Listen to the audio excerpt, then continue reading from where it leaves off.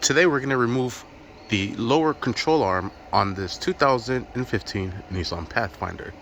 Alright, this is the passenger side. First thing we're going to do is lift up the vehicle and remove this wheel. I am going to be using a 21mm socket to take off the lug nuts from here. Alright, what I'm going to do is I'm going to turn this rotor this direction a little bit. I'm applying pressure back here, and with a flathead I'm just pressing here to kind of help me move this to the side. Now we have better view of it. Alright, and what I'm going to do next is I'm going to stick the screwdriver through one of the little slots from the rotor in here, and then just press the caliper this way. I'm going to come up here and see if I can get a nice little spot, and I did. And the same thing. And what essentially we're doing is compressing this piston back into place.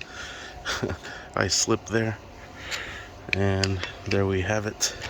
Now we should have this whole caliper here loose from the rotor, and we should have no issue taking this off.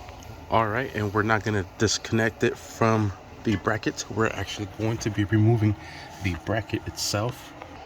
Alright, we'll be using a size 22mm socket to remove these bolts from here. There's going to be two of them. There's one here and there's one right on top. And I'm going to just use my impact. This is going to make life so much easier for me. And we'll remove the other one as well.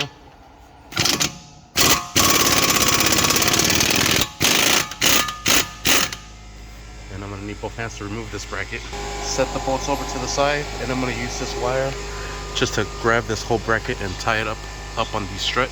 Alright, and there it is, just hanging over to the side. Now this rotor is loose, so I'll remove this rotor from here.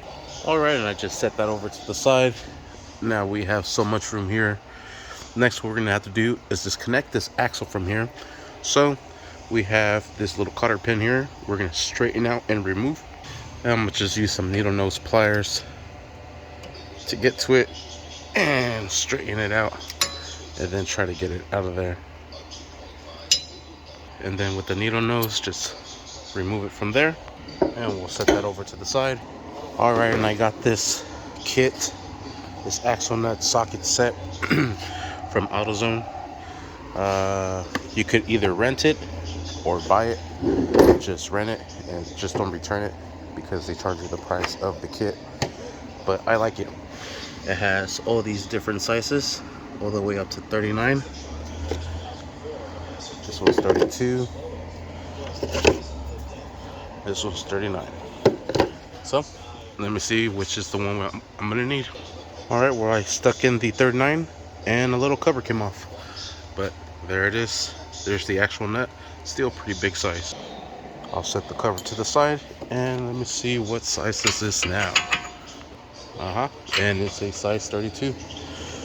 Oh, and I think I said it starts at 32. It starts at 29. Cool. So I'm gonna use the impact to drive this nut out.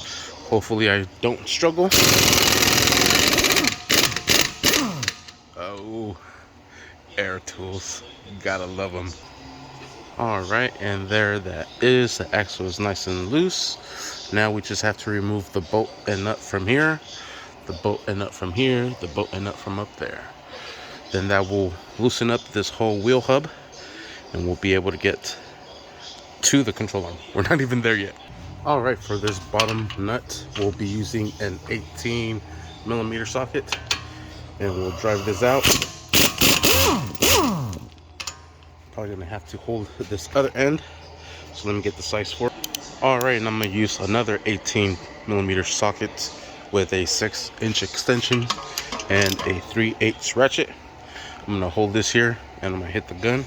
Alright, and we'll remove the nut, and we'll remove the bolt if we can. Alright, it got stuck, and I'm gonna just finish unthreading it out. And I'm using the hand tool because I don't want to strip it in there or strip the threads or just do any damage. I'd rather just walk it out, take my time. Alright, and there it is. We'll set that over to the side. Next we have to remove these upper ones. This is going to be a size 21 millimeter socket. Might have to hold the back bolts as well. Alright, I don't have another 21 millimeter socket, but the 13/16s works just as well, and we'll drive that out and drive this out. I'm gonna need both hands. Alright, we'll set these over to the side, and then the same thing with the lower one. Alright, just press this in, and with your other hand just try to get the bolt out, just like so. Set that over to the side. Then this is going to slide out. We'll push in the axle. Then we're going to have to lift it from here.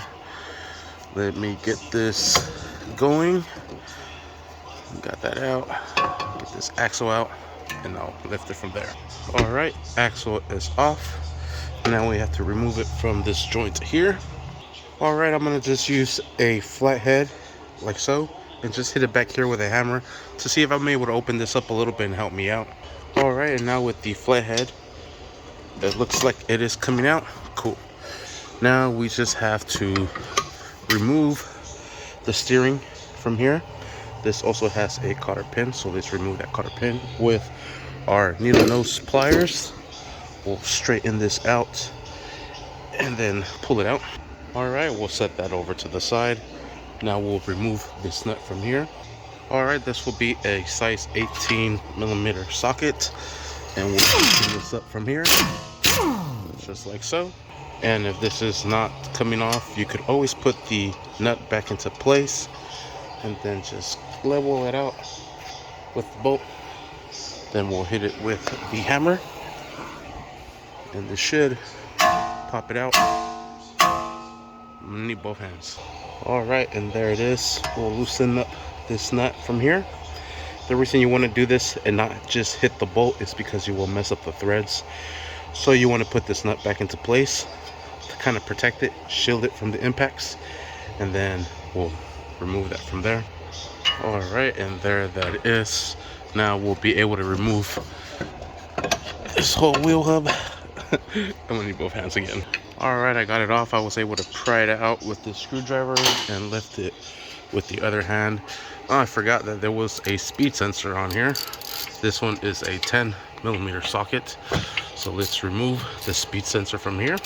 Alright, and we'll set this wheel hub over to the side, just like so. Alright, and here is the control arm here. It is ripped from there, and that is why we're replacing it. We'll remove the bolt from here and here. It looks like these nuts might move, so let's get right to it. Alright, and I'm going to be using a size 21 millimeter socket to loosen up the bolt from the bottom. I am also using a crescent wrench on top to hold it. I put the socket on it, and it's also a 21, but as you can see, I'm going to need both hands. We'll remove the bolt and the nut. Same thing for the next one. Alright, and hopefully this should just slide out. And yes, it is. And there we have it. That is how we remove the passenger control arm on this 2015 Nissan Pathfinder. Sweet. Stay tuned for the next video of how to install the replacement. Thank you for watching. Please like and subscribe.